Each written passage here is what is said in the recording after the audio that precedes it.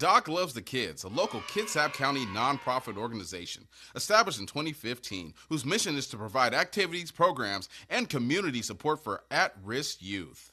They put the U in community. Doc Loves the Kids.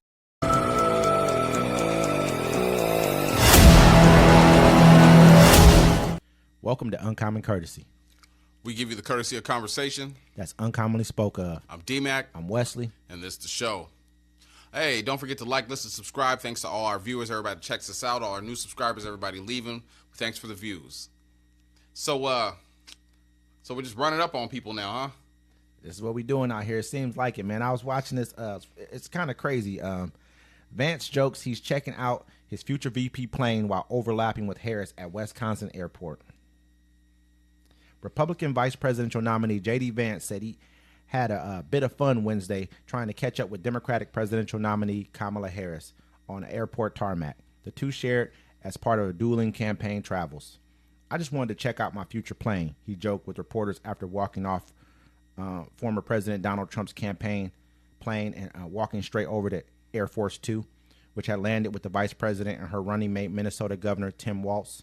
I also wanted to go say hello to the vice president and ask her why she refused to answer questions from the media, Vance said, jabbing at Harris for not having conducted an extended interview or a full press conference since she had begun her campaign July 21st after President Joe Biden ended his reelection bid. I at least have enough respect for you all and for the American people to come talk to you and answer questions. This is kind of, it was really, really weird to me that he did that. That's some weird kind of stuff right there. Like, I just want to look at the plane I'm going to be flying in. He's been following her around for a minute now. He's just a weird dude. I mean, a lot of times, like, to me, it almost felt like intimidation. Like he was trying to intimidate her by walking up on her like that. That just, to me, it gave like a weird vibe. Oh, he can't do nothing. So you can sort of smack him up. No, I'm not. It's not even the fact of like, it's just the imagery of it all. I'm gonna walk up on her and kind of see what's going on, because I commented under a thing. I said, man, if she had some gorillas around her, you might have smacked her. You know what I'm saying? Like, what do you mean, like the real gorillas? You know what I'm talking about. Yeah. You know what I'm saying? Like, hey, if she had some of them, like, I'm gonna look at this dude like, what is you walking up on her for? Period. That's not normal. You know what I'm saying? You better ask to come over here, because anything could happen. He did ask. It ain't no thing where he's not just walking up on the vice president of the United States like, I'm just gonna walk up on her. He did. They let him. I mean, he didn't actually get up on her like that. He didn't. He just walked over because they basically landed both on the same tarmac. Their planes were right there. So he walked over towards her just for the imagery. You know, he wanted to speak to her press corps, and he brought his press corps. He'd been following her around at a couple stops. And so, I mean, yeah, if he wasn't like somebody in the government, they would have let him walk up. I don't care who you is, bro. Like, he knew what he was doing. He knew it was safe. He obviously knew it was safe. She in the couch. I mean, they've been using this whole entire thing. Are you stupid? they got a joke on about that, too. They got hella jokes. Yeah. As you saw the one where it's Brenda, Letitia, Zawanda, Lakeisha. Showing all the couches. I was dying. They've been using this thing called stolen valor. They've been saying, I had a friend of mine say it to me as well, but I've heard about it as well. They're saying, like, Tim Walz, the fact that he was in the military, he was in the National Guard, right? Stolen valor is when somebody like puts on like a military suit and they claim or they lie about their service. And then like when you talk to a real service person, they start questioning, they start asking you things like, yo, what's this, what's that only service people know, and you can't answer them, like, oh, you're doing stolen valor. And they get hot about that, as they should. Well, I mean, he served 24 years in the National Guard. 24 years. That's a long fucking time. I don't care what anybody says. And so they said his last 2 years, like right before he signed up for 6 years. His last deployment was like, not deployment, but his last, like, I'm not sure, enlistment or whatever you want to call it, right? Yeah. Was for like deployment. 6 years, right? Yeah. And so, by his fourth year. No, enlistment. That's what I said. Yeah, my bad. That's all good. By his fourth year, they said something about, oh, well, hey, we're about to go over to Iraq. We're about to send you guys' regiment or whatever it is called over to Iraq to go fight. He was like, well, I've been here for about 24 years. And then he asked to leave, but he had already been saying he's already been speaking to people about running for office, and it was coming up. He ended up going into office, I think, in 2006 or 2007. He ended up winning office in 2007. A lot of people don't understand this. Once you do your whole 20 in the military, you do your 20 years, you get full benefits, you get retirement, all that stuff. That's what you basically set out to do. When you join the military, some people, like, they do their first enlistment, 4 years, they're like, I'm out. Because you just sign up for 4 years. So, I mean, once you get past your 20, you can kind of just take off when you're done. Because at a certain age, after 35, you can't even enlist in the military, no way. And I'm going to be 40-something years. I'm sure he was about 40-something years old. I'm going to go over here and fight in Iraq during at the height of the Iraq war in 2005. Are you kidding me? I told the guy, I had a couple people, had a friend of mine's dad on my page, name's Bob. He comes on, he said he wrote a thing about it. And I was like, man, if it's me, I would have been, if I was his friends and I'm in the military with him, I'm like, man, get out of here. Don't go risk your life. Now you've already been here for 20-something years. Yeah. Why are you going to risk your life the last couple of years you're supposed to be here to prove something to us? We're all a bunch of young kids in here. He was a sergeant. Who was questioning him on that? Huh? JD Vance? No, I mean, everyone's talking about it. Really, they're all like a bunch of Trump people are saying stolen valor. Everyone's kind of they're using that terminology. Those are people that weren't military. No, this guy's military. The guy I'm talking to you about. I mean, bro, like that's I don't argue with people in the military, and I don't argue with firefighters because they do two things I ain't about to go do. You know what I'm saying? I ain't running into better buildings, and I'm not leaving this country to go fight another war. Salute to all the soldiers. Yeah. You know what I'm saying? I grew up living in a military town. Yeah. You know what I'm saying? Military community. I grew up military. I'm definitely, it's always definitely, I told a guy today, I was like, thank you for your service. We really kudos to you for your service, this, that, and the third. But at the same time, hey, I mean, if you start using that service to act like I don't have a say-so in this country, I'm not going for that shit. So how about this? I don't care what anybody says. How about this? If this man is stolen valor, right, because he decided after 24 years, he didn't want to go fight, then what is Donald Trump for calling people that got captured in the military losers and suckers? What is Donald Trump for getting out of having to even go into the draft with your bone spurs? For bone spurs. You know what I mean? Period. And then we started talking, let's talk about JD Vance. Yes, I think he went there for 4 years. He was the secretary. I'm not knocking it because if they sent me to Iraq, if they sent me anywhere, put me in there as a secretary. That's what I want to be. I don't want to go fight in the war. I don't want to do any of that. Put me behind and let me do some admin work. That's like homeboy from what's the movie? I'm gonna get you, sucker. He's like, what are all the medals for? He's like, this is for paper clips. This is for my stapler. But if they're gonna take me there for that. I mean, I'm not like I said. This isn't about us talking negatively to military people because I respect your service, but we all have a say-so in this country. You're not going to use that in order to shut me down or to shut me up. Listen, a person chooses to go to the military or not to. I didn't choose to. I chose a different path. You chose that path, and I salute you for it, and I respect you for it. But you better respect me for who I am and what I do here as well, Homeboy, too. How you going to two-way street. Homeboy did 24 years in the military. You call him, I mean, it's crazy. It's crazy. People don't even realize, like, the wives serve the military, too. Because while the husbands are away, the wives have to hold the fort down and make sure the soldier has a peaceful place to come back to. So the whole thing is, I don't argue and, like, question what military people say to each other. Mm-hmm. But you can't. Stolen valor is like he was just fake claiming he went to the war. And he did military since the service. 80s. So he had an opportunity to go to a few different wars. If they were going to catch me up, they should have caught me before my 20-piece came in. Because as soon as my 20-piece came, I'm out of here. I'm like this. As soon as I got my 20 in, I'm like this. You know, they had people that were trying to, like, period. There were people that tried to run up to Canada during the Iraq war, or not Iraq, the Afghanistan war, and they were like, no, I didn't sign up. And Canada was like, yo, it was different during the draft because people were forced into it. Yeah. Like, nah, you signed up, you little bitch. Signed up. Get your ass back over there. Or else, in 1960, I think Trump got a deferment or something like that because he had bone spurs. You guys are talking about a person who actually served, and it's strange. They're like, I guess one of the guys from his regiment came out and was like, yeah, because he was a sergeant. He was like a high up. He was the highest ranking official to ever be army like official or whatever. I don't know the terminology for it exactly, to ever go into the Congress, ever to serve in Congress. You know, these are just people they find. Think about it, like you might know 100 people, right? And 2 people might not like you. And they'll go find those 2 people that don't like you just to say some shit. Yeah. Remember Barack Obama supposedly had a gay lover and all this stuff? And this dude who was talking bad about Waltz at the same time has been talking bad about Democrats for years now. It's not like this dude didn't have ulterior motives to want to come out now. You know, people have to make up that weird kind of content for themselves. Like, I have to make this controversial.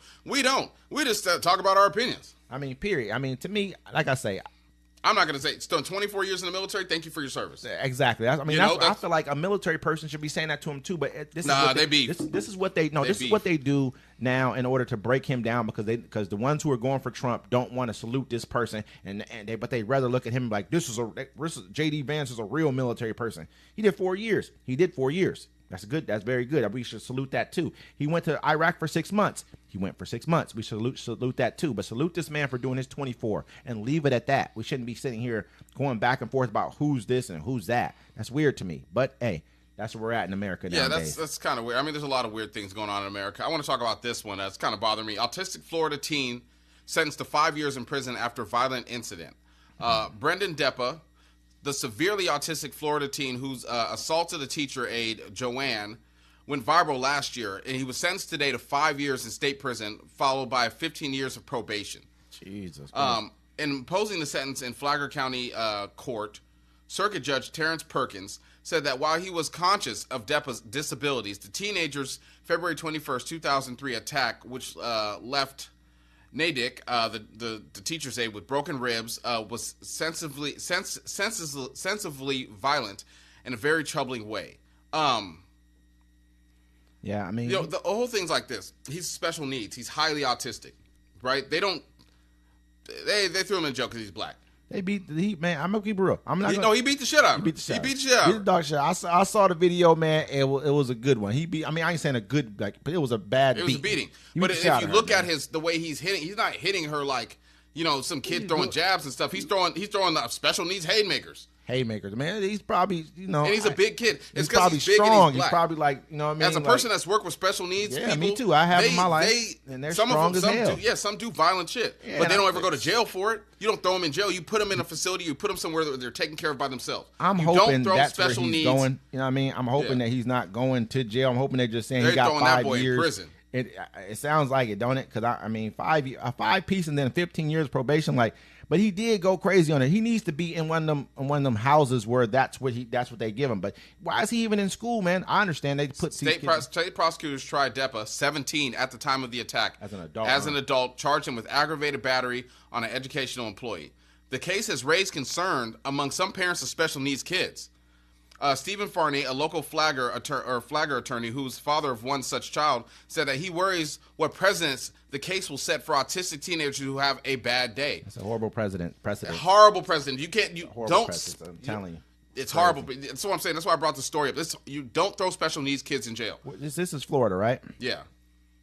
You feel me? Yeah. I mean, like they already don't want to teach you about Black history. They don't want to teach you any of that. They're going to call that critical race theory. But the thing is now, no, that's the precedent now. So if they press charges, they have to. That's the bar now. They have to do it equally to everybody. But they won't, and they won't. And once they don't, you're gonna see why they did this kid like this. I mean, yeah, it was bad. He shouldn't be allowed back into school. I mean, period. I mean, but 5 piece, and then another 15 years. That's a lot of time. 20 years. That's your whole life on probation. That's a lot of time. And then for a kid who, if it's like this, how special needs this kid is. What this kid, has this kid ever snapped even a little bit? Has he shown any aggression? Then he shouldn't be in this. You guys put him in you set him up to fail. Period. You set the kid up to fail. Severely autistic. And there's a lot of, I know autistic kids. Man, trust me. I remember back, I've seen some things when it comes to you could give this kid help. Needs. He probably needs more teaching, more special education for him, but you're going to throw him in prison. He shouldn't have been in that school in the first place. They set him up to fail. Period. You're supposed to. The reason they have special needs kids around kids without special needs is so that integrate them. And I understand. No, it's also for the other kids so they can learn to live around special needs people and to understand them and not point at them and laugh at them. That's why they're in the schools. But you don't lock up a special needs child, no matter what he did. I worked at a place where a special needs guy attacked another employee. You know what I'm saying? He didn't go to jail. He beat her up bad. I've seen him attack people, not all, but not consistently. This is what some of them just had aggression as a part of it. I just watched a dude. They had a guy over in it was a music artist got killed in California. It was by a 17-year-old kid. By a 17-year-old young kid. And this kid, the judge basically said this kid is not even mentally capable to stand trial. And so he didn't even get in trouble for murdering somebody. Well, man, they had the one guy. This kid wasn't a special needs kid as far as I know.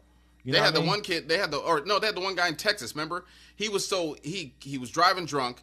He killed 3 people, but they used influenza. And Fluza saying that he grew up so rich he never had any rules or anything to follow, so he didn't know no better, and he got let off.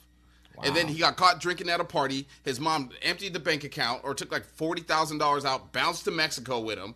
You know what I'm saying? Then they found him in Mexico, brought him back, put the mom on. The mom got locked up for like 2 months, put her on probation. You know what I'm saying? Like that's crazy, man. Like I say, it doesn't make a lot of sense, man. I would not have put this kid through what they're putting this kid through. But this is where we're at right now. Florida is one of those states. I think they tell us not to travel there. It's a travel ban for black people. Yeah, travel ban for us. Yeah, it's not safe. Ukraine pierces Russian border, triggering fierce clashes. Russia said Wednesday it was fighting an intense battle against Ukrainian forces that have penetrated its southern border near a major natural gas transmission hub, in one of the largest incursions into Russian territory since the war began. The acting governor of Kursk region, Alexei Smirnov, said he had introduced a state of emergency in the border region. Regional officials said that meant restricting access to specific areas.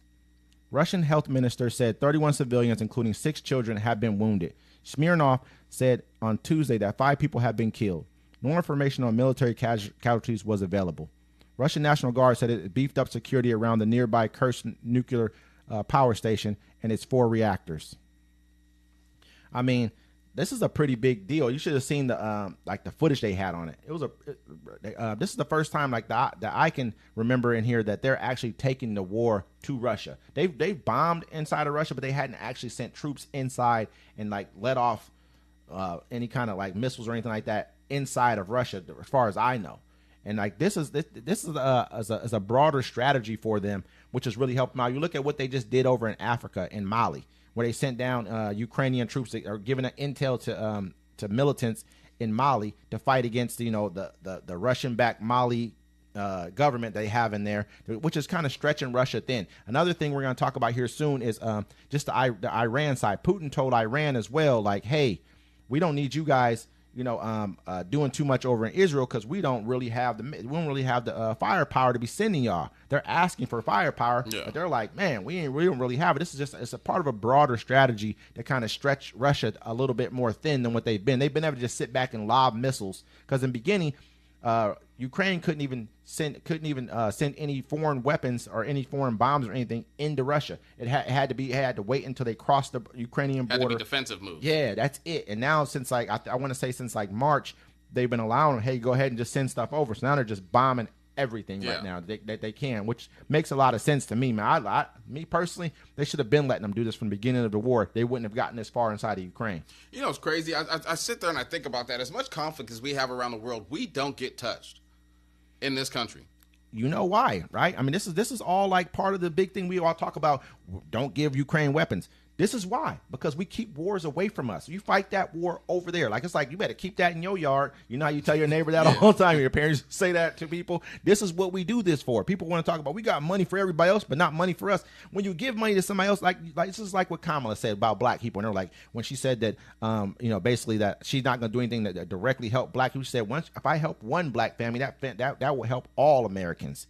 You know what I mean? What she's saying, what we're saying is if we help them fight this war that we ain't got to fight, that's going to help us not have to go do that. They just killed 600,000 Russians for us. Not saying that we want the Russians dead, me personally, but America, when it comes to war, that's life. Yeah. That's part of it. If I can let you go ahead and kill 600,000, they're going to be a lot less likely to keep barking when they get near me because they ain't ready for me no more. They're down so bad, they putting Indian slaves on the front line. They tricking India. They going to India tricking them with a job. You want a job? They going through Moscow you want 20,000, 30,000? They giving them $22,000 right now to join the military. They tell them we give you $22,000 up front. You just got to join for at least a year. And they going to put you around the front line. You ain't going to be able to enjoy that money. That money going to be gone. They going to put you in the meat grinder. You making videos back to your family like them Indian dudes. Oh, yes. This is not the call center. You're stupid, bro.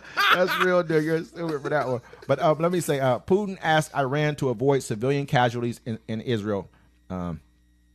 Basically, Russian President Vladimir Putin has asked Iran Supreme Leader Ayatollah Ali Khamenei for response to Israel's suspected killing of a leader of Hamas, advising against attacks on Israel civilians, two senior Iranian sources said.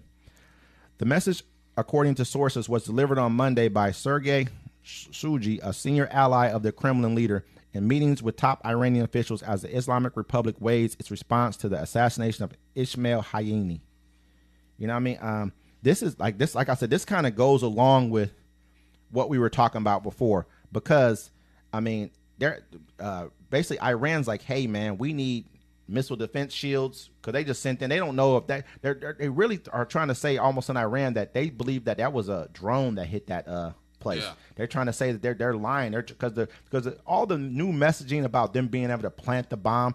I kind of, when I was listening to that, I'm like, man, that they just want to sow doubt within the Iranian like government. Like, hey, if I got to doubt you and think, who's the hell just planted this bomb? Was it one of my own people? You're sowing doubt. But if it was really a drone, which I think it more than likely was probably a drone, then it's like that's an attack. Both of them are attacks, but they're different though. And if I can convince someone within your ranks to do it, I didn't actually send a bomb inside there to go. You know, you get what I'm saying? And then you got to question everybody around you. Yeah, they're kind of like Drake to during the Kendrick beef. You feel what I'm saying? Because Drake was getting Kendrick was getting Drake's all his info and stuff. You feel me? So they're trying to sow doubt within. No, I got you. You're right, because it's a perfect analogy for the situation. Because that's what I know that, because they're like, man, no, this is what happened. It was a drone hit the building. Because even people were saying like, you know, hey, the way it looked this way. But I mean, at the end of the day, Putin's like, man, look, we don't have nothing for y'all right now, so don't be blowing up no civilians. We are gonna have to actually go to war. We know we the big homies, and we supposed to get the little homies, you know, the weapons that they need, but we ain't got them for y'all right now. We over here fighting. We too entrenched in some beef right now ourselves, homie. You came at the wrong time. You should have came when it was cold and we was inside. They're like, chill out, man, chill out. It's a hot gun summer. You know what I mean? You know, they got Mali down here. They tripping down in Mali right now. They spreading them the fuck out right now. Well, that's what they did to America. That's what the terrorists did to America too. They spread us so thin and made us look all crazy and stuff. But I mean, like, yeah, because if they claim it as an attack, they gotta attack. They gotta fight back. You know what I mean? Period. They gotta do something. They can't look like they're just not able to defend themselves. If that's the case, I mean, Iran. I mean, you just blew up a foreign leader inside of their country, like. Yeah, and that's one of their big boys. I mean, Hamas is one of their like proxies right there. They fund that group, so they're like, man, our president just died. We had to basically probably lie and say that it was they went through a cloud and the airplane just crashed, which I don't believe that shit. I mean, I don't know. Yeah, they went through a cloud of missile dust. That's what they went through. Something happened funny. I mean, that was and the other people, the other helicopters was like, we don't really like him no way. Hey, you know, I don't know if you have the one about the new leader of Hamas or whatever. Yeah, I got that one. You know what I mean? Hamas says it's chosen Yahya Sinwar, hopefully I said, mastermind of the October 7th attack, as its new leader. The Palestinian militia group Hamas said Tuesday has chosen Yahya Sinwar, its top official in Gaza, who masterminded the October 7th attack in Israel, as its new leader. The choice of Sinwar, a secretive figure who leads Hamas headliners and close to Iran, was a defiant step. Sinwar is the top of Israel's kill list and seeks to destroy Hamas and its leaders after October 7th attack, in which militias killed 12,000 people in southern Israel and took about 250 as hostages. Hamas, in the statement that named Sinwar as the new head of its political bureau to replace Ismail Hayini, who was killed in Iran last week and is presumed in a presumed Israel strike. Also last week, Israel said it confirmed the death of head Hamas military wing Mohammed Dafi in a July airstrike in Gaza. Hamas has not confirmed his death. If that's me, man, I'm like, but he's already kind of fucked in the game, because he's already on the top of their kill list. But I'm like, if that's me, I don't want to be named. Like, keep me nameless. They didn't kill a whole bunch of people, man. Like, cuz, who told you that? Hey, there's this African guy who's on he's on Instagram or whatever. He's like they're like in the Bronx or something. He's like, hey, who are you fighting with? I always see you putting new things in your bio, new person in your bio. What is that for? He's like, oh, that's for the homies that just got killed. He's like, what's going on? He basically tells him about these are my people who died. He's like, so who did you guys kill? He's like, I think we wounded one person. This is kind of what this is sounding like right now. You know what I mean? Like, man, I'm not going to want to be on. I don't need nobody telling me I'm part of any Hamas, nothing. I'm like, man, just shut up. Don't say my name. Who told you that? Who told you that? Don't say my name at all. He's probably with the shit. Don't get twisted. The other guy wasn't. October 7th. Homeboy that just got killed wasn't living in Gaza, and then Sinwar has remained in Gaza as a Hamas leader in the territory since 2017. He rarely appears in public, but kept an iron grip on Hamas's rule. So I mean, he's boots on the ground. I'm out of there. I'm keeping it real. I'm already in Qatar. Just like the other dudes in Qatar, I'm out of here. I'm in New York. Period. I'm in the Prius. Where do you need to go? Not trying to, but he's a serious. I mean, he's kept it. He's kept a tight grip on Hamas for him. But it's right now they don't. I mean, there's nowhere to hide for these Hamas leaders, man. They're being killed all over the place. They're killing the Hezbollah leaders. They know their intel is too good. I mean, this guy's probably going to be dead within the next couple of months. It's messed up to say it that way, but that's the way it's been going. They've been looking for him for a while, so he might just be that good at getting away from shit. I want to do a local one. Owner of Olala Bay Market filed $35 million claim against Kitsap County after complaints. Greg Olson has had enough. The owner of the Olala Bay Market in Landing filed a tort claim against Kitsap County on Friday, seeking $35 million. It's the latest move in an ongoing conflict between Olson and the county, which earlier this year demolished the market's flower garden, told the business it couldn't have live music, and briefly prohibited the market from serving food. Olson argued in a 35-page claim that one neighbor, who is a public worker employee for the county, is behind false reports against the business about noise, parking, and other issues, and that the county was negligent and failed to properly investigate. The claim alleges the market had been the target of hundreds of baseless, egregious complaints made to the county and other government officials, subsequent enforcement actions. Kitsap County spokesperson Krista Carlson confirmed Friday that the county has received the complaints. She said the county does not comment on pending litigation. So he's trying to get $35 million real quick, though. That's a nice little jug. You need to go ahead. Well, I mean, it's the person that never gets invited to nothing is having to listen to the party outside. Like who called the police on us? We're having a party. It's the one neighbor you never invite that always comes out graggling because they're upset because no one likes them, and they're just like, I don't care if it's 8:55. I'm calling them. I think that's a new spot right there. They just built off the freeway, right? I'm pretty sure that is. I'm not sure if that's the one or not. But if it's a new little spot they just built off the freeway right there, I mean, it's probably because those people have been out in the woods for so long and where there's been no traffic, and now you have a bunch of cars just, coming up through there. Well, I know they have that gas station that's right there. I know which one you're talking about. That's not the same thing? No, I don't think so. No, it looks like it looks like it's in Olala. No, it's in Olala. I don't know then, but I mean, obviously these people have felt like, their peace and quiet have been disturbed. So they're probably like, shit, No, there's always somebody out there that don't, that's like people calling the police on the little girl selling lemonade. Mm-hmm. It's because they try to have a lemonade stand and no one ever stopped for them. And they see somebody on a bike getting some lemonade. They're like, that should have been me. And they got a market, man, but then you're playing live music too at the same time. That might be some type of a noise ordinance, depending on what time it was at. Well, I mean, like if you're a market, you're allowed to. I mean, it's just somebody can hear the music and they're upset about it. I mean, that's just like they have the FOE building over here downtown, and like these people moved across the street and they got so upset about it because they didn't realize that building was used for concerts and stuff. Mm-hmm. And so, or just like Brother Don's, mm-hmm. People moved in behind there. They built all these condos. People are like, "What the hell? It's so loud! Like, we need this place closed down." And they're like, "Yo, Brother Don's been here since Bremerton's been here." Yeah, absolutely. You know what I'm saying? So. I mean, the county's always on some BS anyways. They didn't even investigate the claims. They just listened to the person that works with them and, you know what I'm saying, and just, okay, I believe you. That's what they're saying. They never even looked it up. I hope he gets his money. $35 million. I mean, they stopped him from selling food. That's probably a big part of his income right there. Oh, no. What are they going to do without the 35? They won't be able to house the homeless anymore. Oh, wait. Oh, they won't be able to fix all the potholes in the road. Oh, wait. Dang. They won't be able to fix gorse. Oh, wait. Yeah, dang. Takes forever. Nobel Peace Prize winner to lead Bangladesh interim government. Nobel laureate Muhammad Yunus, a longtime political foe of Bangladesh ousted Prime Minister Sheikh Hassani, has been named the country's interim leader. The 84-year-old was appointed a day after Ms. Hassani fled the country following weeks of deadly protests that brought her resignation. While Professor Yunus has been lauded for his pioneering use of microloans, Ms. Hassani regarded him as public enemy.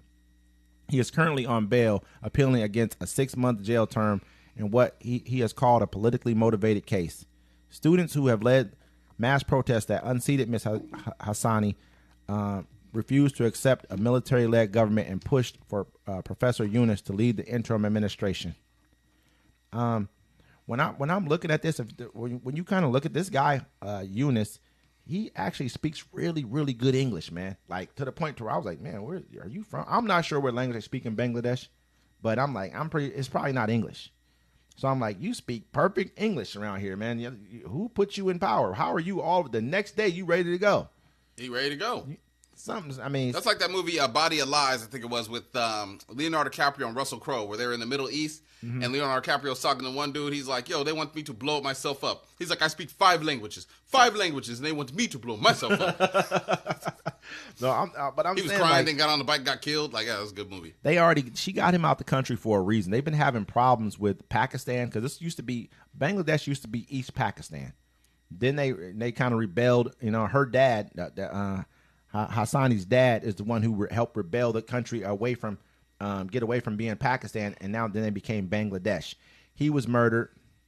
She later on ended up winning the prime minister or the presidency, whatever president.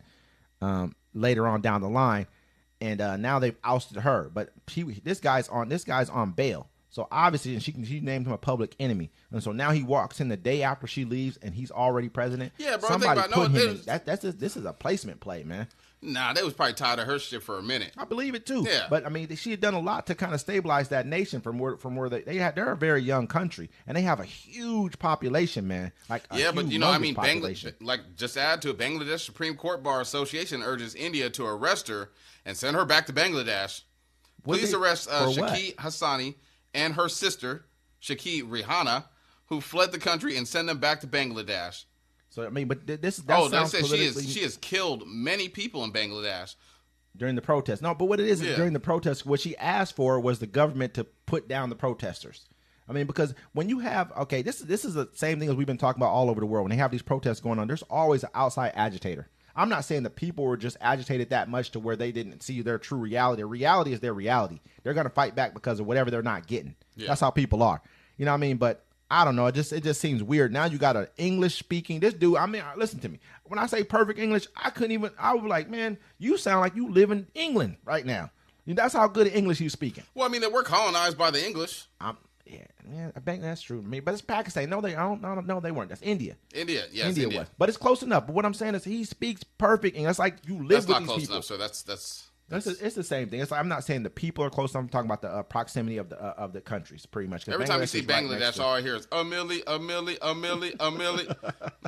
No, but what I'm saying though is it just seems like this was politically motivated, that they put him into power over here. We need to really pay attention to that, because Bangladesh has a huge population, and now you got Pakistan and India are kind of vying for what's going to happen there next. They've talked about like taking some property. India's talked about like taking some land.